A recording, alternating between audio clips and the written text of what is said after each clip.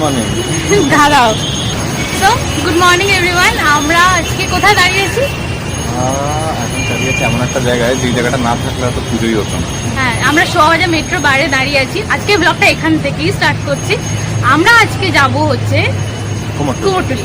So কুমোরটুলির 2024-এর preparation কিরকম চলছে, বা আমাদের 2024-এর দুর্গাপুজো কলকাতায় এখন থেকে কিরকম চলছে না চলছে তার আপডেট দিচ্ছি। আর মাত্র 136 দিন বাকি। তো আমরা আর ধরে রাখতে পারছি না আমাদের তো ইমোশনস। আর আমি প্রতি বছরই আসি জায়গাটা একটু, কিন্তু আজকে একটু তাড়াতাড়ি চলে এসেছি এবারে, কারণ ব্লগটা করতে হবে বলে, আর তোমাদেরকে আমি আপডেটটা দেবো বলে। অলরাইট, তো চলো সিনস দেখতে থাকো সাথে করে। যেতে হবে।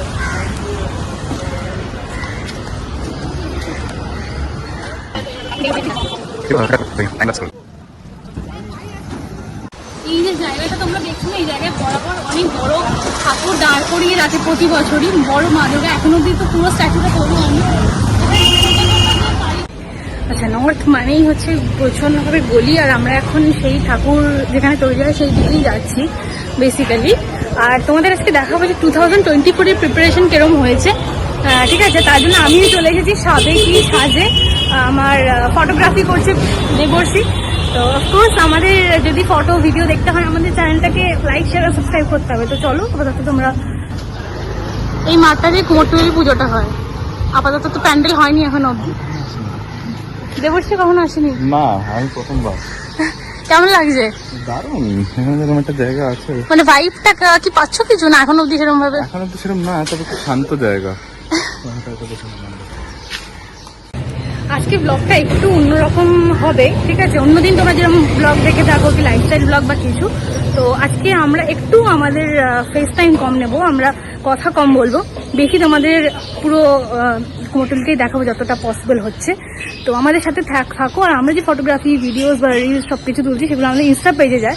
তো আমাদের ইনস্টা পেজের লিঙ্ক অলওয়েজ দেওয়া থাকে নিচে, তো তোমরা কেউ ফলো করতে ভুলো না।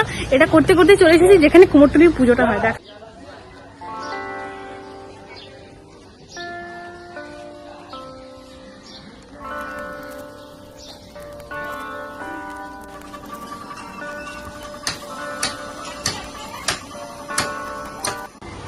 ওকে। সো এইখানে হচ্ছে কুমোরটুলির যেখানে মৃৎশিল্প কারিগরির অনেক রকম ছোটোখাটো জায়গা থাকে যেগুলো আরও লাগে, তো আমরা সেই দিকটা যাচ্ছি।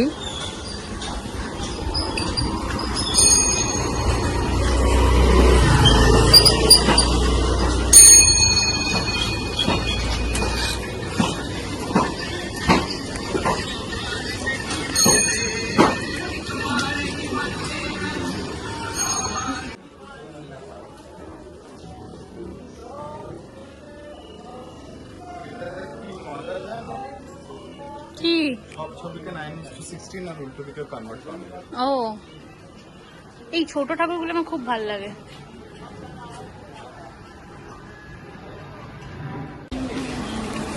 অন্যবার এই সময় তো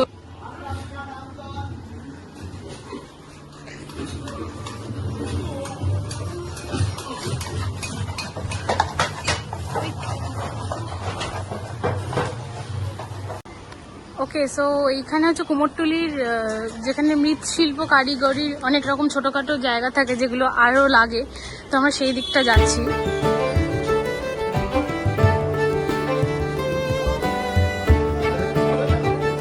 কি? ও, এই ছোট ঠাকুরগুলো আমার খুব ভালো লাগে।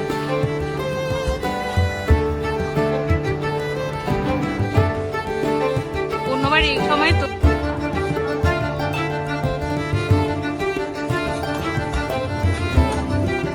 যা দেখতে পাচ্ছি জাস্ট না,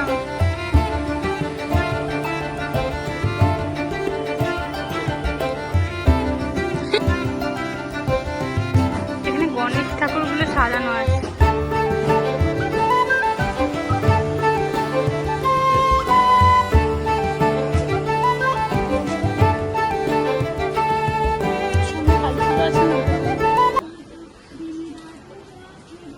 আচ্ছা, যা দেখতে পাচ্ছি শুধু খড়বিচুলিগুলি বাঁধা হয়েছে, মানে ঠাকুরের এখন অব্দি সেরম ভাবে যে এগিয়েছে। অন্যবার এই সময়টা অনেকটাই তৈরি হয়ে যায়। দুর্গাপুজো আমাদের প্রত্যেকটা বাঙালির কাছে একটা ইমোশনের মতো। বড় প্রতিমার সাথে সাথে এই ছোট প্রতিমাগুলো দেখতে আমার ভীষণ ভালো লাগে। প্রতি বছর মহালয়ার সময় যখন বাবার সাথে আসি, একবার না একবার এই জায়গাটা আমি আসি।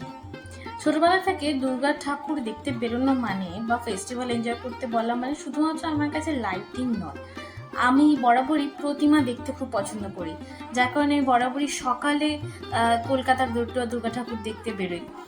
তার কারণ হচ্ছে সকালে প্রতিমাটাকে ভালো করে উপভোগ করা যায়।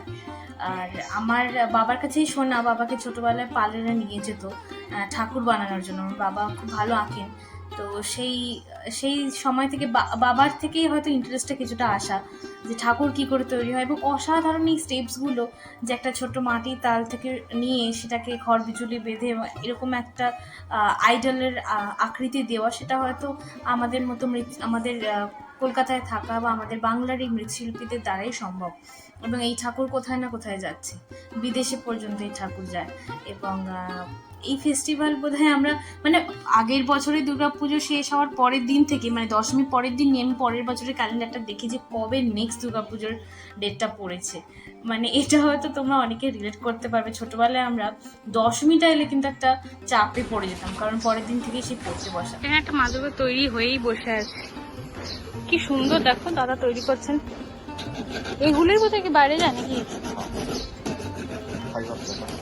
এগুলো কি ফাইবারের দাদা? মাটি বানানো আছে, যাবে বাইরে যাবে বিদেশে যাবে দূরে যায়। আচ্ছা, এটা খুব সুন্দর, এটা মহাত্মা গান্ধীর রেপ্লিকা।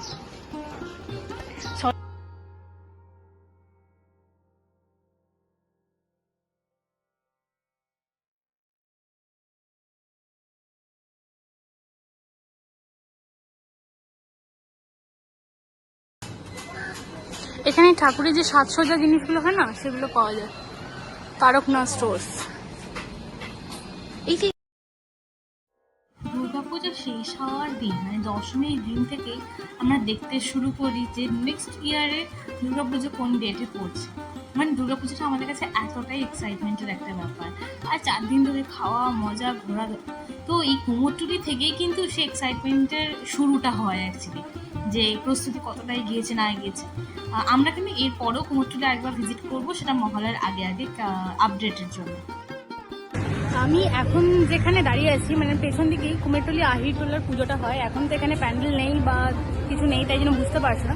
আর অলমোস্ট এটা বুঝতে পারলাম, এখন সবে ঠাকুরের শুধু খড় বিচুলি বাঁধা হয়েছে। এখন অবধি যে মাটির প্রলেপ দিয়ে কিছু কিছু জায়গায় ঠাকুর তৈরি হচ্ছে, বেশিরভাগই কালী ঠাকুর। দুর্গা ঠাকুর এখনো অবধি খুব একটা যে স্টার্ট হয়েছে সেটা দেখলাম না। কয়েকটা খড় বিচুলি যেগুলো তোমাদের দেখালে নেই আর কি।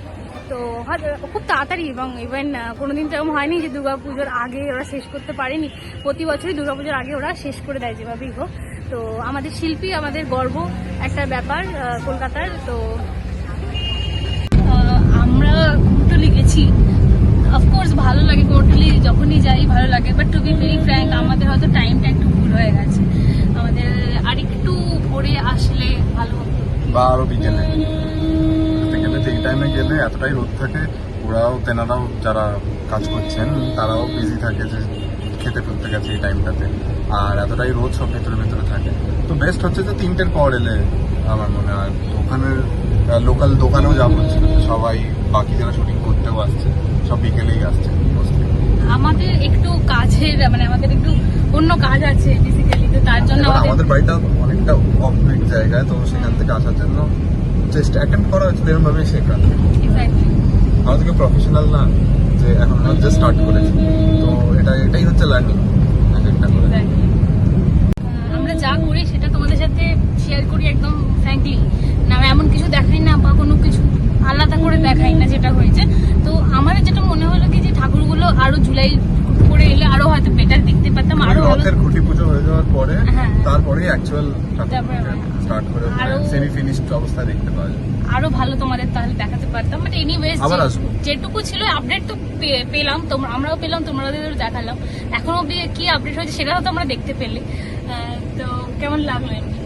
ঠাকুর তৈরি হচ্ছে এখানে এলেই আবার মনে হচ্ছে পুজো ব্যাপার, পুজোটা চলে আসছে। এলে এখানে এলে 12 মাস বোঝা যাবে যে কোনো না কোনো পুজো হচ্ছে।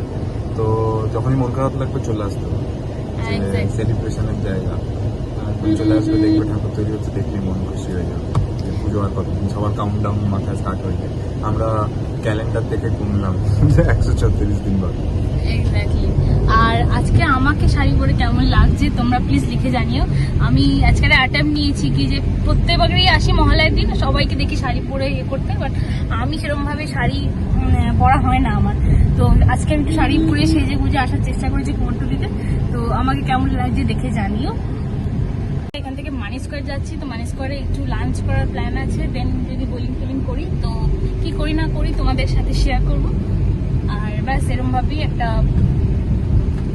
স্যাটারডে থেকে বেরিয়ে আমাদের মনে হলো কি যে না ঘুমোটুলিতে মাত্র 5 মিনিট 6 মিনিট দেখাতে পেরেছি, কারণ যেরকম ঠাকুরের আপডেট হয়েছে যেরকম হয়েছে জাস্ট এখনো তো রং টং তো দূরের কথা, সবে মে মাস, বাট আমরা ভেবেছিলাম অনেকটা তৈরি হয়ে যায়, প্রতি বছর মে জুন মাসেই হয়ে যায়। তো ভাবলাম যে ওখান থেকে বেরিয়ে আমাদের কিছু কাজ ছিল করে আমরা ভিক্টোরিয়া এসেছি, কারণ যখন কমই হয়েছে ব্লগ একটু ভিক্টোরিয়াটাও তোমাদের দেখিয়ে দিই, যখন কলকাতাতেই আছি আর কলকাতার আমাদের কাছে গর্ব, একটা আইকনিক জায়গা, ঠিক আছে। আমাদের তো চোখ থেকে দেখা ভিক্টোরিয়া, আমাদের চোখ থেকে দেখা ভিক্টোরিয়া, আমরা কিন্তু ভিক্টোরিয়া ব্লগ করছি না, ভিক্টোরিয়া ব্লগ প্রচুর আছে, বাট যখন এসেছি প্রতিবারই মনে হয় নতুন নতুন করি, আর ওই জন্যই একটু ভিক্টোরিয়া এসেছি, ফটোশুট করছি।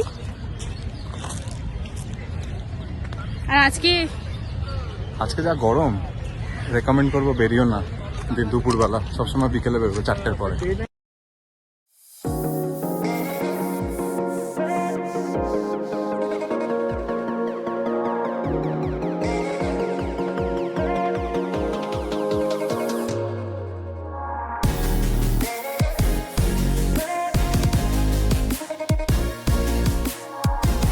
তাহলে আজকের মতো ব্লগটা এখানে শেষ করছি। তোমাদের সাথে দেখা হবে নতুন কোনো ভিডিও, খুব মজার সাথে। তোমরা সবাই খুব